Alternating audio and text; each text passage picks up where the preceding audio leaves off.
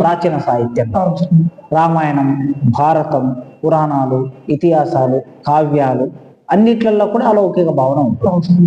ఈ అలౌకిక భావన అనేది చెప్పే సందర్భం వచ్చినప్పుడు స్పష్టంగా నేను ఆ పుస్తకంలో ఏముందో దానిని చెప్పాల్సిన బాధ్యత టీచర్గా నా మీద ఉంది. విద్యార్థులు ఏమిటనేది తెలుసుకుంటారు. వాళ్ళు అలవైకుంఠపురంబులు నగరిలో ఆమూలన దాపల అదే చెప్పాలి. నేను పద్యం, ఆ పద్యం చెప్పాలి, దాని తాత్పర్యం చెప్పాలి, దానికి వ్యాఖ్యానం చెప్పాలి. చెప్పడానికి సంబంధించి నేను విస్తృతంగా అధ్యయనం చేయాలి. అధ్యయనం చేసి వచ్చి క్లాస్ రూమ్ లో చెప్పాలి. చెప్పిన తర్వాత విద్యార్థులు ఏది మంచి ఏది చెడు అనేది వాళ్ళు తెలుసుకోగలిగిన విచక్షణలో విద్యార్థులు ఉంటారు.